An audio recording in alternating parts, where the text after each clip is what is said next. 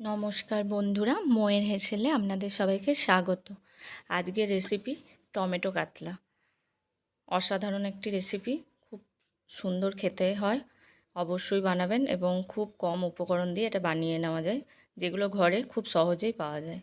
তো প্রথমে কাতলা মাছ নিয়ে নিয়েছি, তাতে লবণ হলুদ দিয়ে মেখে নেব। এখানে আমি কাতলা মাছের পেটি নিয়েছি 3টে, আর একটা গাদার পিস নিয়েছি। গাদা বা পেটি যে কোনো কিছু দিয়েই এই রান্নাটা খুব ভালো হয়। এবার কড়াইয়ে সর্ষের তেল দেব, তাতে মাছগুলো ভেজে নেব। 2 পিঠ ভালো করে ভেজে নেব, খুব কড়া করে ভাজবো না, হালকা ভাজবো। কাতলা মাছের, ফ্রেশ কাতলা মাছের এই রেসিপিটি খুব ভালো হয়। অবশ্যই বানাবেন এবং বানিয়ে খেয়ে দেখবেন, খুব ভালো লাগবে। দেখুন মাছগুলো ভাজা হয়ে গেছে হালকা, এবার তুলে নেব। কড়াইয়ে সর্ষের তেল দেব, তাতে পেঁয়াজ ভেজে রাখবো। পেঁয়াজটা কুচি করে রেখেছি। এবার পেঁয়াজটাকে বেরেস্তা করে নিয়ে ঠান্ডা করে মিক্সির জারে দিয়ে দেব ভাজা পেঁয়াজ আর কিশমিশ। জল দিয়ে একটা স্মুথ পেস্ট বানিয়ে রাখবো। এবার ওই কড়াইয়ে সর্ষের তেলের মধ্যেই আর একটু তেল দিয়ে তাতে শুকনো লঙ্কা, এলাচ আর দারচিনি ফোড়ন দেব। এবার জিঞ্জার গার্লিক পেস্টটা দিয়ে দেবো, আদা রসুনের পেস্ট, আদা রসুন আর লঙ্কা, শুকনো লঙ্কা এটা বেটে রেখেছি, ওটার পেস্টটা দিয়ে দেব। ওটা একটু ভাজা ভাজা হয়ে গেলে হলুদ আর রঙের জন্য কাশ্মীরি লঙ্কার গুঁড়ো দেব।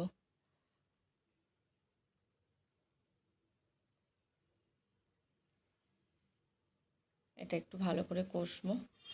যদি তলায় ধরে ধরে যায় মনে হয়, তাহলে একটু অল্প জল দিয়ে দিয়ে কষবেন।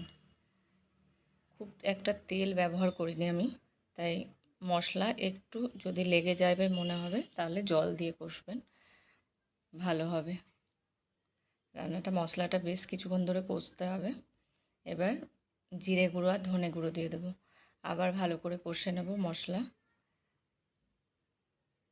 মশলা কষার কাছেই রান্নার টেস্ট বাড়বে। এবার যে কিশমিশ আর ভাজা পেঁয়াজ বেটে রেখেছিলাম সেটা দিয়ে দেব মশলার মধ্যে। এবার সব শুদ্ধ ভালো করে কষবো বেশ কিছুক্ষণ সময় নিয়ে।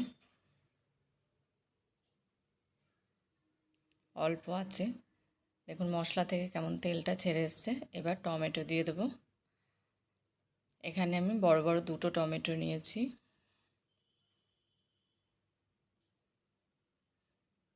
টমেটোটা দিয়ে ভালো করে কষবো। এবার একটু ঢাকা দিয়ে দেব। দেখুন টমেটোটা ভালো কষা হয়ে গেছে, তেলও ছেড়ে এসছে। টমেটোটাকে একদম গলিয়ে বা পেস্ট করে দেব না, টমেটোটা গোটা গোটাই থাকবে। এবার গরম জল দিয়ে দেব পরিমাণ মতো। মশলা কষা হয়ে গেছে, এবার পরিমাণ মতো জল দেব, পরিমাণ মতো লবণ, আর টেস্টটাকে ব্যালেন্স করার জন্য চিনি দিয়ে দেব।